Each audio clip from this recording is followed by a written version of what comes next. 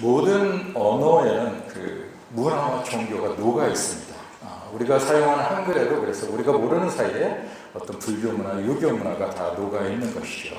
대표적인 예가 야단 법석이라는 단어입니다. 우리가 굉장히 떠든다, 왜 이렇게 야단 법석이냐 이렇게 떠든다. 우리가 그냥 우리말로 생각할 수 있지만 이것은 불교 용어였죠. 들야자, 재단할 때 단자, 그 다음에 불교의 설법할 때 법자, 그 다음에 자르석자입니다. 그래서 법당이 좁아서 그 야외에다가 지금 단을 쌓고 설법을 전하는 모습을 야단법석이라고 하고 있죠. 또 다른 언어가 이판사판입니다.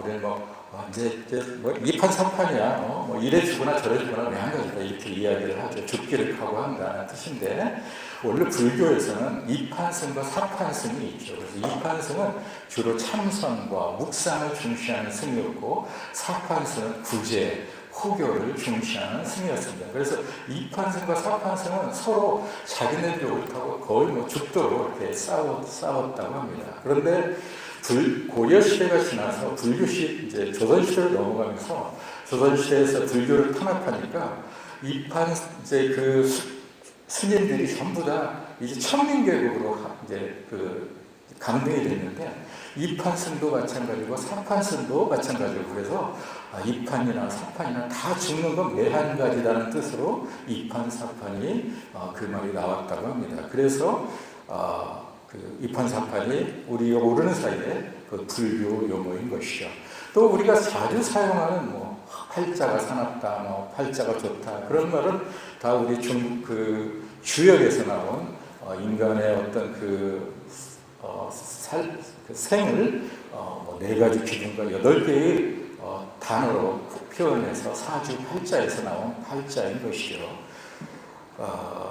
그래서 기독교 역사가 짧은 우리말에서는 어떤 서양의 기독교 문화를 많이 담고 있는 그런 단어, 기독교 문화를 녹아있는 그 단어를 우리가 해석하기가 되게 어려운 경우가 많이 있습니다. 그걸 번역하기가 어렵죠. 우리가 이제 콜링을 하는데 콜링 우리가 이제 소명, 부르심 이런 뜻으로 사용을 합니다. 근데 원뜻은 왕이 신하를 부르는 명령입니다. 그래서 소명이라고 하는데 그래도 하나님께서 왕이시니까 소명이라고 이렇게 번역하는 것도 어느 정도 그것을 좀 근사하게 접근한다고 할 수 있습니다. 그런데 아주 어려운 단어가 있는데 그것은 인테그리티라는 단어입니다. 인테그리티는 정직하고 순수해서 정말 겉과 속이 말과 행동이 다르지 않고 일관된 그 모습을 인테그리티라고 하는데 이것은 우리말로 번역할 단어가 없습니다. 사실상. 그런데 서구 사회에서는 기독교 서구 사회에서는 인테그리티가 굉장히 중요한 가치이죠. 그래서 우리가 이제 여기서 대학을 공부해 보신 분 아시겠지만 플레저리즘에 걸리면 인테그리티에 문제가 있다고 봅니다. 그래서 표절을 걸리게 되면 그래서 플레저리즘 한 번 걸리면 경고, 2번 걸리면 바로 제적이거든요. 그리고 그 서양 의회에서 너 거짓말쟁이다 그러면은 그것은 정말 결투를 신청할 정도로 그 정도 심각한 상황이죠. 그래서 인테그리티는 굉장히 중요한 가치인데 우리말에는 그걸 번역할 만한 단어가 없죠. 그래서 우리 한국 정치 상황을 보게 되면 굉장히 오늘 이 말했다 내일 바꾸고 그런 것들이 너무 많은 것이 우리의 현실인 것입니다. 또 하나 이제 어려운 단어가 데스티니라는 단어입니다. 오늘 이제 설교의 주제가 되는데요. 이걸 이제 보통 운명, 숙명 이런 식으로 번역을 합니다. 근데 운명하고 숙명은 굉장히 좀 부정적인 의미가 있는 것이죠. 그래서 그것이 정확한 뜻이 아닙니다. 원래 뜻은 어떤 사람이나 어떤 사람의 행동이나 어떤 그 삶이 하나님에 의해서 미리 정해진 프리디터민드 되어 있다는 그런 것을 이야기합니다. 그런 삶을 이야기하는 것이죠. 콜링하고 우리가 이제 데스티니가 굉장히 비슷하면서도 다릅니다. 그래서 어떨 때는 같은 범위로 사용하기도 하고 그래요. 그런데 콜링과 데스티니는 좀 다릅니다. 우리가 이제 목회자로서 콜링을 받았다, 또 선교사로서 콜링을 받았다 이런 말을 많이 하죠. 그래서 처음에는 콜링이라는 단어가 성직에서의 부르심을 이야기했습니다. 그런데 몇백 년 전에 이제 청교도들이 그 의미를 확대해서 우리가 직업에도 하나님의 부르심을 받았다고 하면서 직업에도 이제 소명이라는 말을 쓰기 시작했습니다. 그래서 더 콜, 소명이라는 책을 쓴 오스 비니스의 그 소명이라는 책이 굉장히 두꺼운 책인데 그 책을 보게 되면 그 소명을 읽게 사람은 1차적인 소명과 2차 모든 그리스도인은 1차적인 소명과 2차적인 소명이 있다. 그래서 1차적인 소명은 우리가 예수 그리스도를 믿고 신뢰하고 또 예수님대로 살아가고 예수님과 같이 살아가고 그래서 서로 사랑하고 용서하고 또 많은 사람을 예수님께로 초청하는 것이 우리의 부르심이다. 그게 1차적인 소명이라고 하고 2차적인 소명은 우리의 은사와 자질에 따라서 우리가 갖게 되는 직업을 2차적인 소명이라고 합니다. 그래서 어떤 사람은 엔지니어로, 어떤 사람은 목회자로, 어떤 사람은 의사로, 어떤 사람은 음악가로, 어떤 사람은 학자로 부르심을 받았다. 그게 소명이라고 그렇게 오스 비니스는 정의하고 있습니다.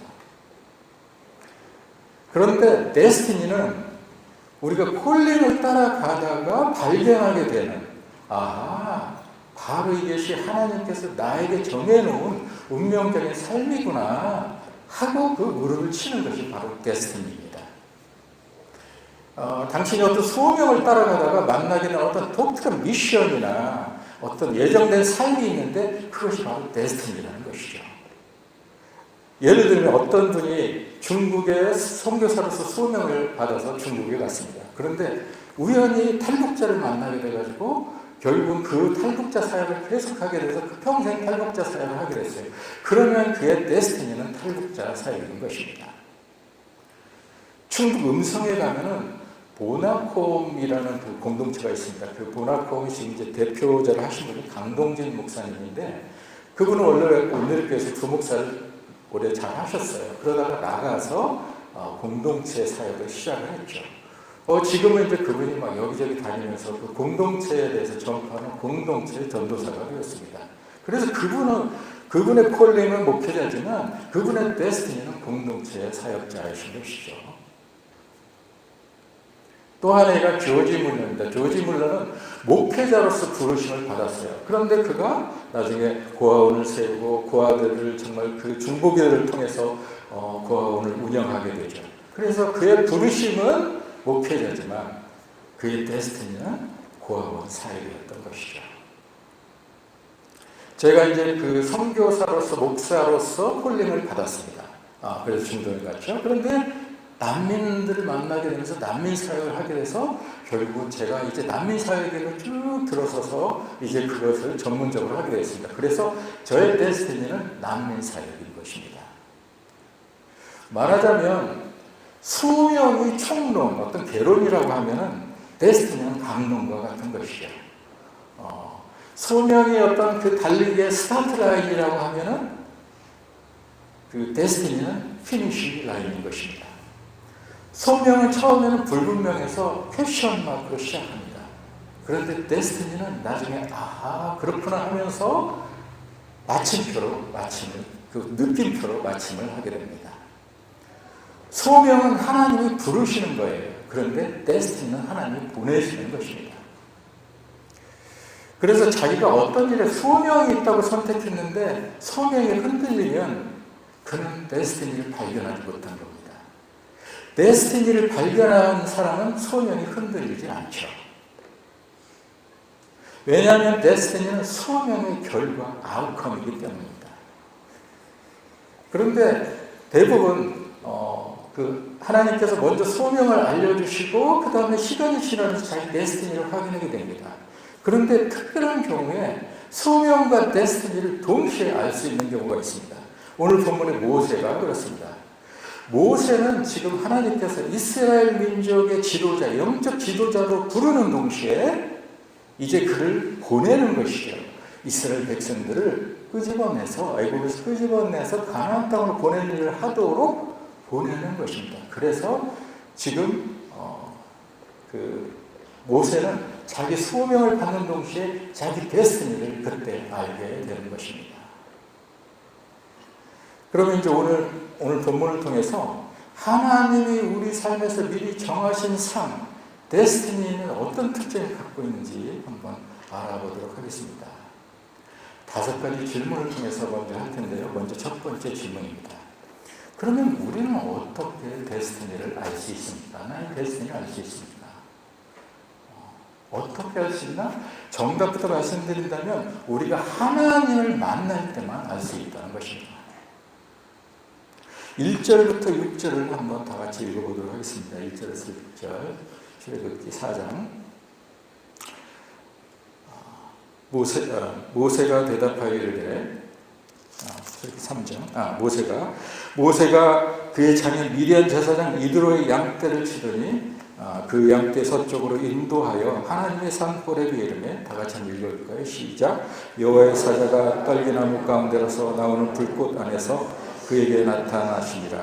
그가 보니 떨기나무에 불이 붙었으나 그 떨기나무가 사라지지 아니하는지라. 이에 모세가 이르되 내가 돌이켜 가서 이 큰 광경을 보리라. 떨기나무가 어찌하여 타지 않고 하니 그때 여호와께서 그가 보려고 돌이켜 오는 것을 보신지라. 하나님이 떨기나무 가운데서 그를 불러 이르시되 모세야 모세야 하시니 그가 이르되 내가 여기 있나이다. 하나님이 이르시되 이리로 가까이 오지 말라. 내가 선 곳은 거룩한 땅이니 네 발에서 신을 벗으라. 또 이르시되 나는 내 조상의 하나님이니 아브라함의 하나님, 이삭의 하나님, 야곱의 하나님이니라. 모세가 하나님의 어깨를 들여하여 얼굴을 가리매. 모세는 참 어쩌면 참 기구한 인생을 산 사람입니다. 자기가 태어나보니까 자기가 노예였어요. 그의 부모님도 노예였고, 그의 가족도 노예였고, 그의 친척도 노예였고, 그의 온 동족이 다 노예였습니다. 근데 더 끔찍한 것은 자기가 남자로 태어났기 때문에 태어나자마자 바로 죽어야 된다는 것입니다. 그런데 간신히 그 어머니 유게벳이 차라리 군인의 칼을 죽느니 차라리 그냥 강에다가 버리면 혹시 살 수 있지 않겠냐. 그래서 그 강에다 버려서 살게 되죠. 애굽의 파라오의 공주가 그를 건져서 키웠습니다. 마침 자기 어머니를, 친어머니를 유모로 채용을 하는 바람에 자기 친어머니 품에서는 자랐어요. 근데 자기 친어머니를 어머니라고 부르지 못했습니다. 그리고 그 유모가 자기 친어머니인 줄도 몰랐죠. 왕자로서 왕궁에서 호의호식하고 컸어요. 그런데 그에게는 한 가지 항상 딱지가 꼬리표가 딱 붙어 다녔는데 히브리 노예 출신 입양아 왕자라는 사실입니다. 이런 딱지는 권모술수와 정말 권력투쟁과 음모가 그 판치는 왕궁에서 그에게는 가장 아픈 아킬레스건이 되었습니다. 그가 청년이 되어서 자기가 히브리인의 정체성을 깨닫게 되었어요. 그래서 노예 한 명을 도우려다가 이집트 하급관리의 한 사람을 과실치사로 죽이게 됩니다. 그것 때문에 그가 쫓기게 됩니다. 그런데 한번 생각해 보십시오. 파라오는 태양신의 아들, 신처럼 숭배받는 황제입니다. 그런데 그 파라오의 그 왕자가 그 노예를 관리하는 그 하급 관리 한 사람을 죽였다고 해서 나라에서 쫓겨나야 돼요. 그건 상식적으로 말이 안 되죠. 그것은 왕궁이라는 특수한 상황에서는 가능한 것입니다. 거기는 권력 투쟁이 있고 권력 쟁취를 위해서 음모와 권모술수가 판치는 것이죠. 아마 분명히 상대 그 다른 왕자들이 그를 정적으로 몰아내기 위해서 아마 그에게 저 사람이 히브리 노예를 선동해서 내란 음모를 하는 것을 꾸미고 있다, 반란을 꾸미고 있다, 아마 이런 식으로 몰아붙였을 것입니다. 그래서 그는 이집트에서 도망 나와서 미디안 광야, 지금의 사우디의 광야로 가서 양치 목동으로 살게 됩니다. 당시 세계 최대 제국, 가장 선진국이었던 애국의 왕자의 신부에서 저 북경 밖에 그 변두리 그 사막에서 양치기 목동으로 전락하게 된 것입니다. 아마 이렇게 극적인 인생을 사는 사람은 참 드물 거예요. 미국 합중국의 백악관에서 정말 대통령의 아들로 정말 떵떵거리고 잘 살다가 어느 날 갑자기 무슨 일로 문제가 돼가지고 저 서부 사하라의 어떤 사막에 가고 구멍가게를 하고 있다고 한번 생각해 보십시오. 그러면 그것은 아마 뉴스에 굉장히 토픽감일 것입니다. 아마 모세는 내가 어쩌다 이 신세가 이렇게 되었지 하고 정말 자신을 한탄하고 아무런 소망도 없이 살았을 것입니다. 모세가 만약 그때 하나님을 만나지 않았더라면 그때 떨기나무 불꽃을 보고 매일 보지 뭐 그러고 지나쳤다면 자기 데스티니를 알지 못했을 것입니다. 그러면 그는 아마 평생 양치기로 살아가게 됐을 것이죠. 그런데 그 광야에서 하나님을 만나면서 그는 인생의 반전이 일어나게 되죠. 하나님께서 말씀하신 거죠. 네가 이곳에서 늙어 죽을 때까지 양치기 목동으로 살아가는 것은 원래 너의 계획이 아니야. 내가 너를 이스라엘 민족의 지도자로 불러서 그들을 애굽에서 탈출시키는 것이 내가 미리 정한 너의 삶, 너의 데스티니란다 라고 말씀하고 있는 것이죠. 그러면서 하나님은 암묵적으로 내가 이를 위해서 너를 지었으며 그동안의 모든 삶은 이를 위해 준비된 삶이란다 라고 그렇게 말씀하고 있는 것입니다. 우리는 지음을 받은 존재들입니다. 우리는 하나님에서 설계된 존재들이죠. 그래서 우리의 데스티니는 우리의 창조자, 우리의 설계자를 만날 때 가장 정확하게 알 수 있는 것이죠. 우리가 길 가다가 어떤 복잡한 기계장치 하나 주었어요. 근데 이걸 어디다 쓰는지 모르겠어요. 아무리. 그럴 때는 어떻게 해야 됩니까? 그 기계장치를 만든 사람, 그 기계장치를 설계한 사람한테 가서 물어봐야 되는 것이에요. 이걸 어디다 써야 되냐. 이 기계장치의 데스티니는 뭐냐고 그렇게 물어봐야 되는 것이죠. 여러분 가운데 혹시 내가 캐나다에 와서 내가 허드렛 일을 하고 내가 지금 뭐하냐, 내가 아무런 소망도 없이 뭐하냐 이렇게 생각하는 분들이 계십니까? 하나님을 찾아서 하나님을 만나야 되는 것이죠. 주님으로부터 나의 데스티니가 무엇인지 들어야 된다는 것입니다.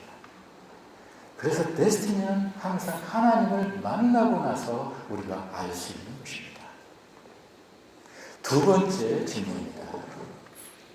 그러면 하나님을 만나야 우리의 데스티니를 알 수 있다는데, 그럼 언제 우리가 데스티니를 알 수 있나요? 그것은 우리의 개인적인 야망과 개인적인 계획에 좌절된 길입니다. 우리 1절만, 다시 3장 1절만 한번 다시 한번 읽어보겠습니다. 시작. 모세가 그의 장인 미디안 제사장 이드로의 양떼를 치더니 그 떼를 광야 서쪽으로 인도하여 하나님을 사는 호렙에 이르매. 모세는 광야에서 그 광야로 도망할 때 애굽에서 가졌던 모든 것을 잃어버렸던 사람입니다. 애굽에서 누렸던 지위, 애굽에서 권력, 그의 학문, 그의 재산, 그 모든 것들을 잃어버렸죠. 이제 애굽에서는 왕궁에서 배웠기 때문에 얼마나 말도 세련되게 잘했을 거예요. 근데 그 이집트어가 미디안어니까 아무 소용이 없어요. 40살에 미디안어를 다시 배워야 했습니다. 그럼 말이 얼마나 40살에 배우는 외국어 얼마나 어눌하겠어요. 그죠? 결혼도 그랬습니다. 왕자와 결혼하고 싶은 그 이집트에 얼마나 많은 귀족의 자제들이 많았겠어요. 집안도 좋지, 교육도 잘 받았지, 세련된 옷을 입었고, 얼굴도 멋있는 그런 많은 여자들을 놔두고 그는 이 광야에서 유목민의 딸 시포라와 결혼하게 했습니다. 한번 상상해 보십시오. 그녀는 사막에서 장뼈가 굵었죠. 애굽의 기준으로 보면 배운 것도 없어요. 세련미도 없어요.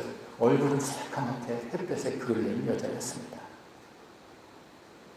40년의 세월이 흐르면서 자기가 애굽에서 왕자로서 있었던 기억도 아주 오래전에 까마득한 옛날이었을 것입니다. 40년 동안 그는 자기 재산도 못 모았어요. 자기가 지금 키우는 양도 자기 양이 아니에요. 장인의 양이에요. 당시 최고 수준을 자랑하던 그 학문, 그 애굽의 그 밑에서 애굽의 현지아들한테 배웠던 여러 가지 제왕학, 통치술 그런 것도 아무 소용이 없었습니다. 양떼를 상대로 제왕학을 펴겠어요, 통치술을 펴겠어요. 자기가 가진 지식을 나눌 만한 상대도 없었어요. 이야기가 돼야 이야기를 하죠. 못 알아듣는데 내가 가진 지식의 수준을 못 알아듣는데 얼마나 외로웠겠습니까? 그래서 얘기 상대가 없으니까 나중에는 아예 입을 닫아버립니다. 그래서 나중에 하나님을 만났을 때 나는 입이 뻣뻣한 자라고 이야기를 하게 되죠. 나이도 이제 80이 되었어요. 아마 모세는 심각한 우울증에 빠져 있었을 것입니다. 나이도 이제 80이 되어서 이제는 미래에 대한 희망도 없고 비전도 없고 그냥 이제는 이러다가 죽겠구나라고 하는 상태였을 거라고 짐작이 됩니다. 그때 자신의 모든 것이 좌절되고 자신의 모든 계획과 모든 그 소망과 모든 것이 다 좌절돼서 인생의 밑바닥을 걷고 있을 그때 주님께서 나타나신 것입니다. 그리고 너의 데스티니는 이거야 라고 말씀하시는 거죠. 창세기의 요셉은 10대 때 형들이 자신을 노예로 팔아버렸죠. 그래도 파라오의 경호실장 보디발한테 픽업이 돼서 거기서 노예 생활을 하게 됩니다. 그래서 일을 잘해서 승진도 하고 막 거기서 그러죠. 근데 보디발의 아내가 유혹을 해줘. 그것을 뿌리쳤더니 감옥에 갔어요. 억울하게 누명을 쓰고. 감옥에 가서 거기서 고위 관리가 있어가지고 그 특사로 풀려나가는 고위 관리한테 나가면 꼭 좀 나 좀 청탁을 넣어주세요. 그랬는데 다 잊어버렸어요. 그 사람들이. 이제 아무런 희망이 없는 감옥에서 아무 희망이 없을 때 그때 파라오가 그를 불렀습니다. 그리고 그의 데스티니가 시작이 되는 것이죠. 최악의 좌절 상태에 있을 때 그의 데스티니가 시작이 됩니다. 창세기 50장 20절을 한번 읽어보겠습니다. 당신들은 나를 헤아려야 했으나 하나님은 그것을 선으로 바꾸사 오늘과 같이 많은 백성의 생명을 구원하게 하시려 하셨나니. 요셉의 데스티니는 중근동의 백성들 기근으로부터 살려내서 그들의 생명을 구하는 엄청난 사명이었다는 것입니다. 그는 자신의 데스티니를 이해하는 순간에 내가 왜 형들한테 팔려야 되는지, 왜 내가 억울하게 감옥에 갔어야 되는지 그것을 이해하게 되었습니다. 그리고 그때서야 형들을 이해하게 되었죠. 형들을 용서하게 되었습니다. 나의 데스티니를 알게 되면 내 과거의 인생이 해석이 됩니다. 인생이 해석이 되면요, 내가 과거에 당했던 험악한 그 상처들이 다 치유가 되는 것이죠. 기아대책기구, 한국기아대책기구를 세우신 정경섭 장로님 계십니다. 한 10년 전에 돌아가셨는데요.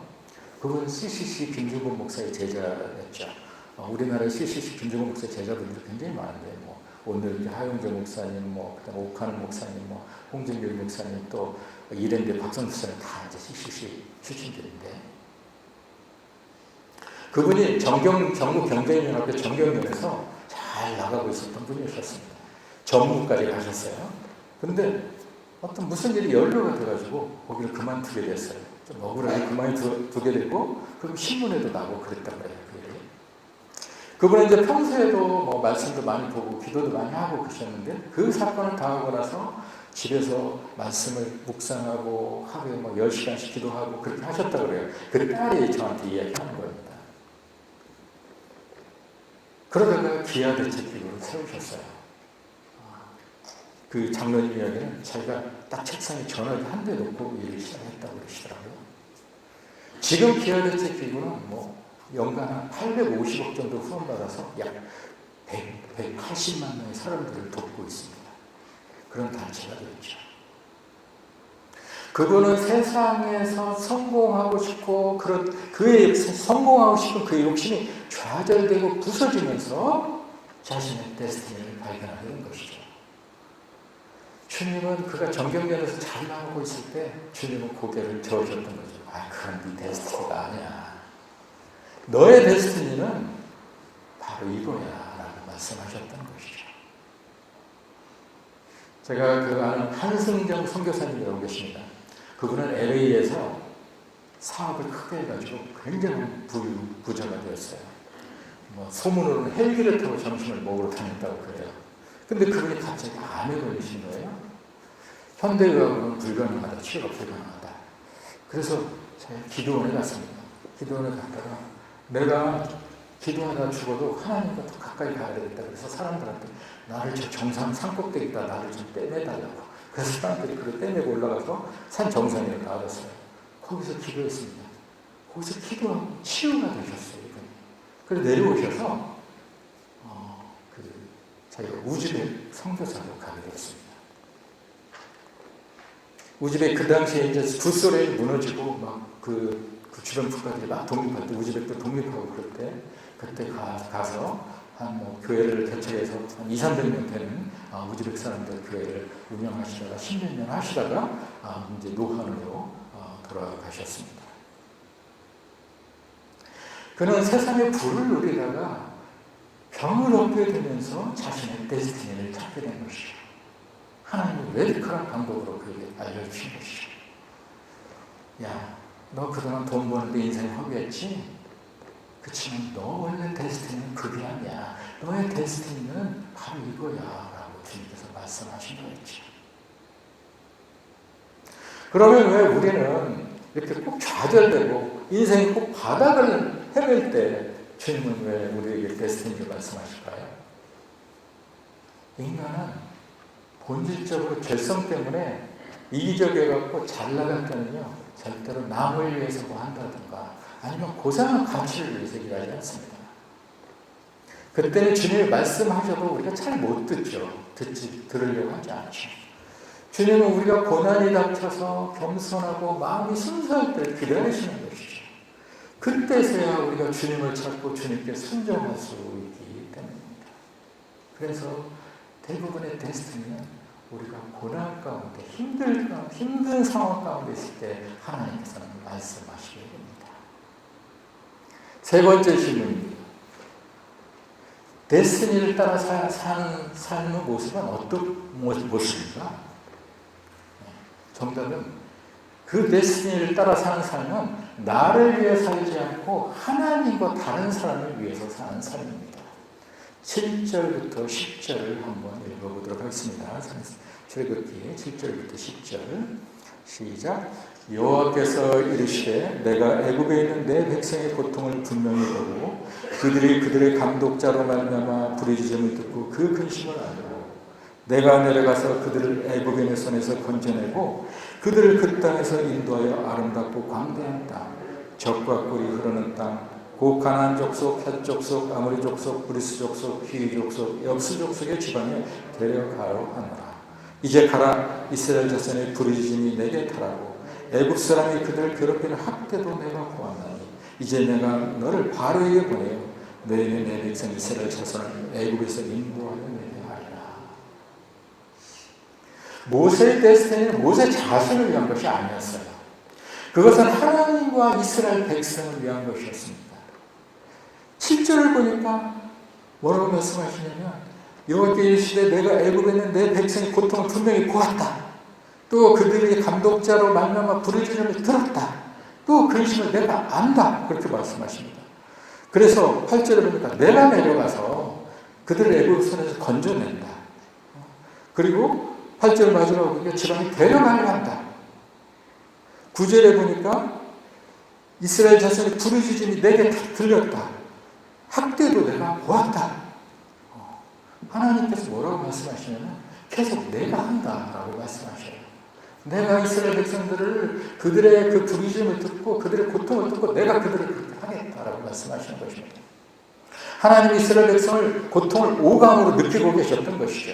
그래서 하나님 자신이 그들을 구원하는 일을 하려고 하는데 그 일을 모세에게 맡겼던 것이죠. 그래서 데스티니의 삶은 하나님을 대신하는 삶인 것입니다. 그래서 하나님과 다른 사람을 위해서 사는 삶이 데스티니의 삶인 것이죠. 요셉이 총리가 된 것은 결국 요셉 개인을 위한 것이 아니었어요. 만약에 야곱의 70명의 일가가 기근 때문에 다 죽어버렸어요. 그럼 하나님께서 아브라함과 이삭과 야곱의 자손을 통해서 하나님의 백성을 만들려 하는 계획이 다 문제가 됐잖아요. 그래서 그들을 살리기 위해서 요셉의 피를 흘린 것입니다. 그리고 중근동의 그 수천만 명의 백성들을 기근으로부터 구원하기 위해서 요셉이 필요했던 것입니다. 그게 바로 요셉의 데스티니가 되었던 것이죠. 우리가 사사기 보면 기드온 이야기가 나오죠.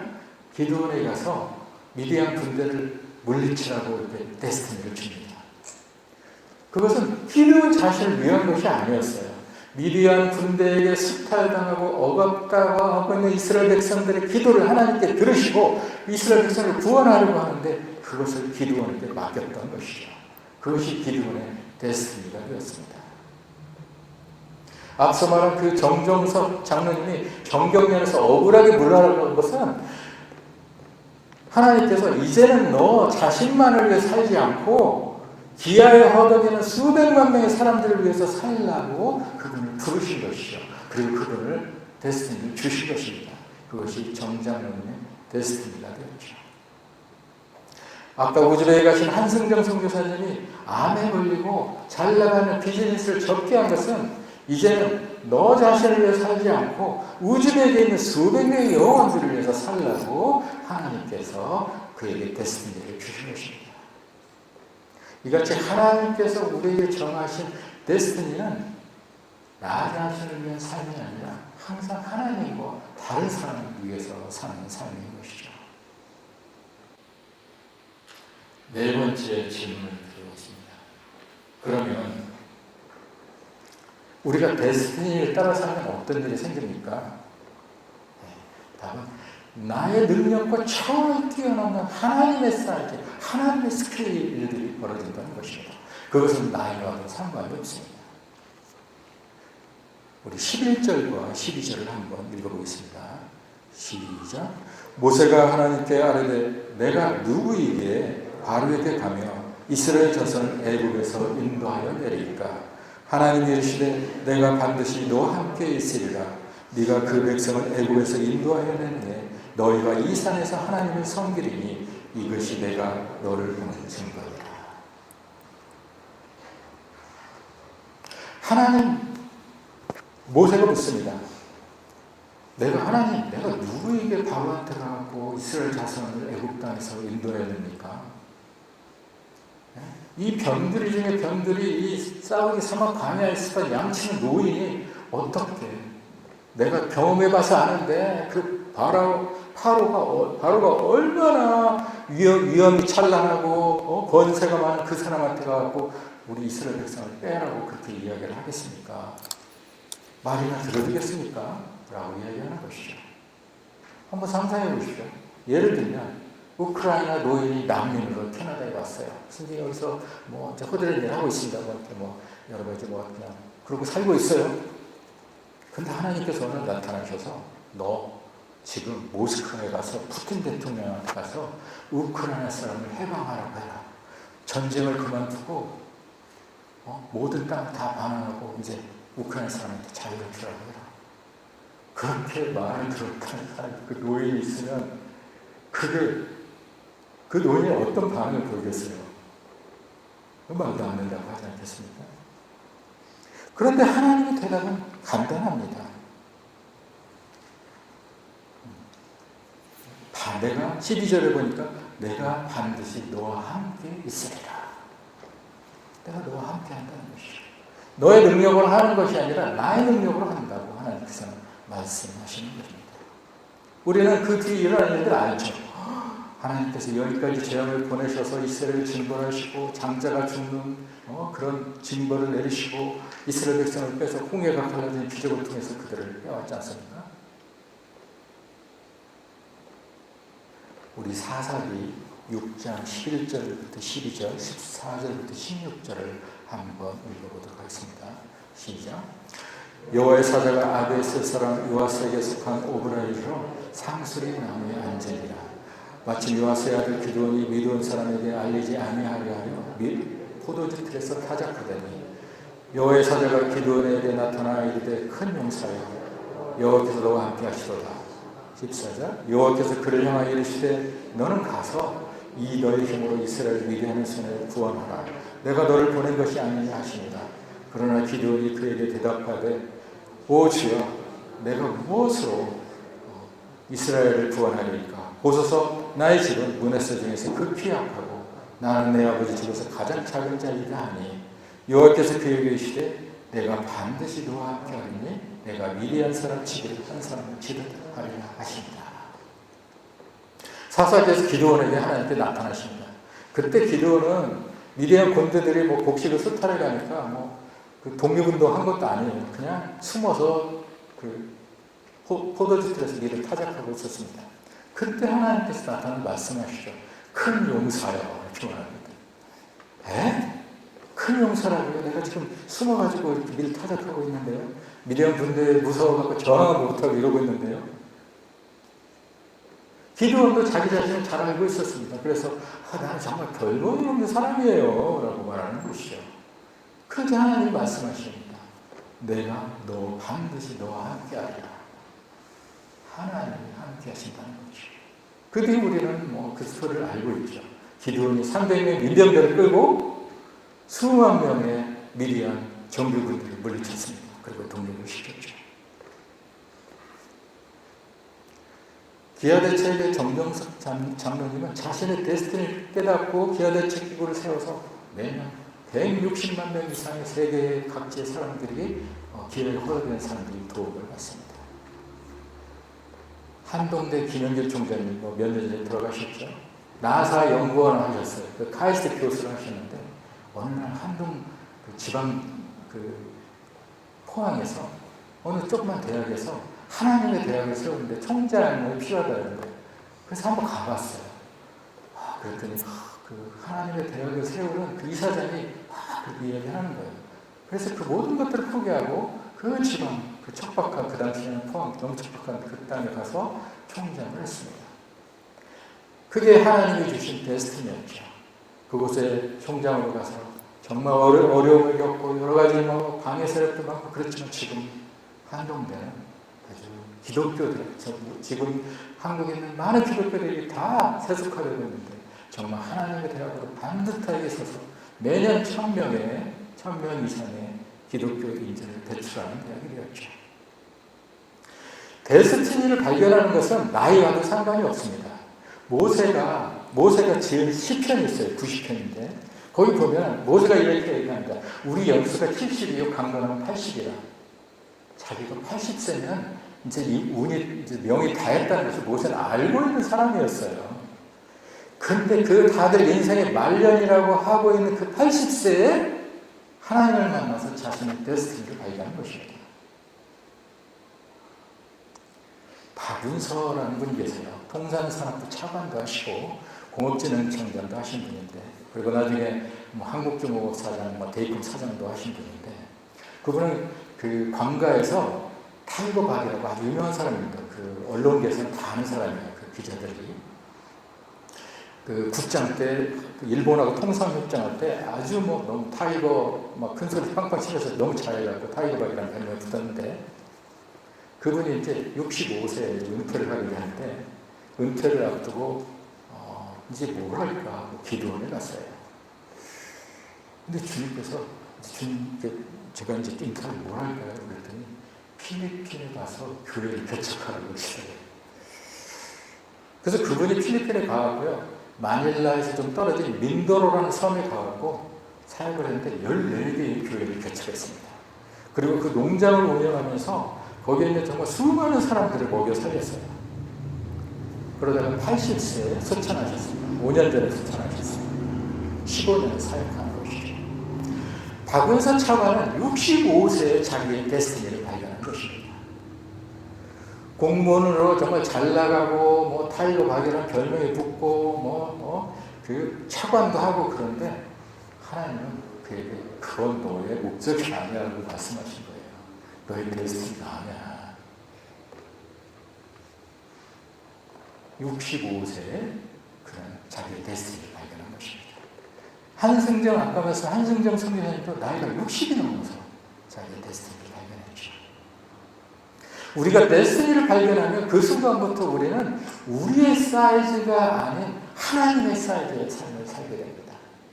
우리가 상식적으로 생각하는 그런 삶이 아니라 그보다 높은, 그보다 넓고 큰 하나님의 손에 사로잡혀 일을 하게 되는 것이죠.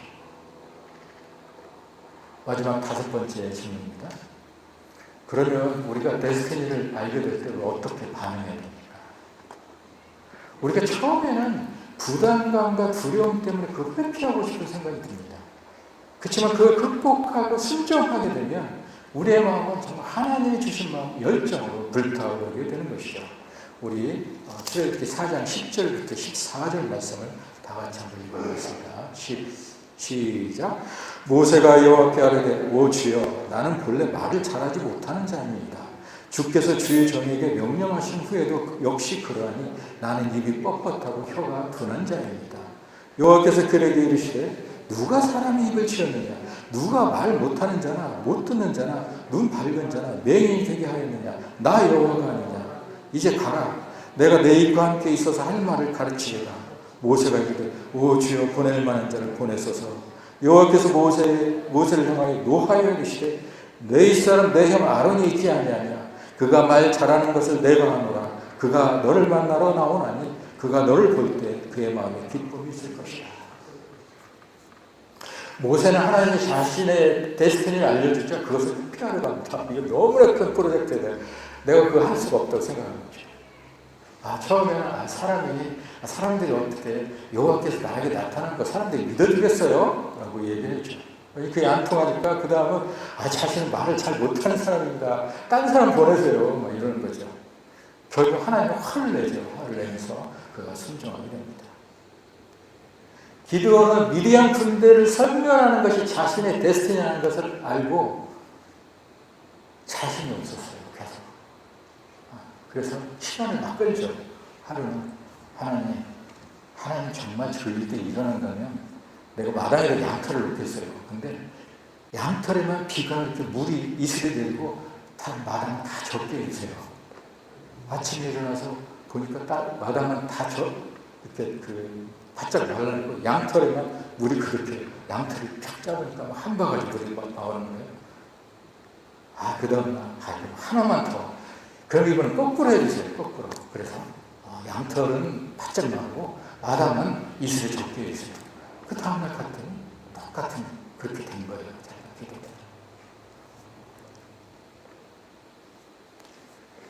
박운서 차관은 이제 자기가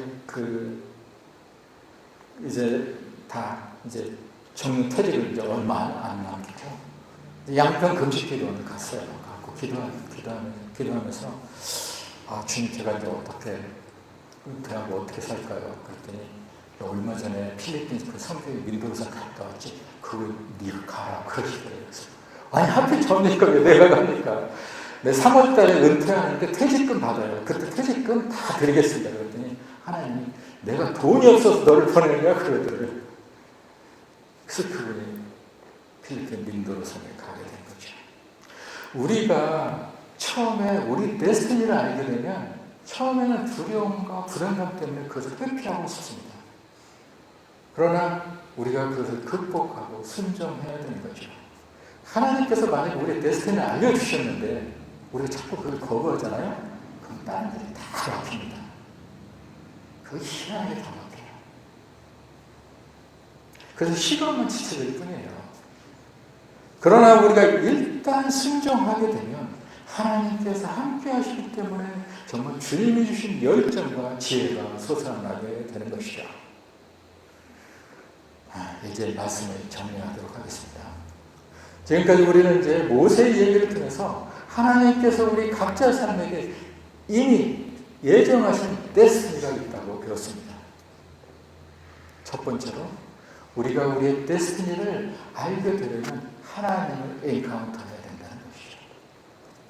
그리고 우리가 가장 낮은 처지에 있을 때 나의 계획과 욕망이 좌절됐을 때 그때 하나님께서는 우리의 데스티니를 알게 해주신다는 것입니다. 하나님이 우리에게 데스티니를 알게 해주시는 목적은 이제는 너를 위해 사는 삶을 그만두고 이제는 나와 다른 사람을 위해서 살라고 우리를 초청하시는 것이죠.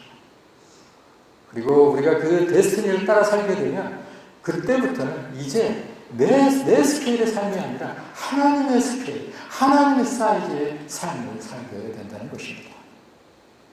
우리가 데스티니를 알게 되면 처음에는 부담과 두려움 때문에 그것을 회피하고 싶습니다.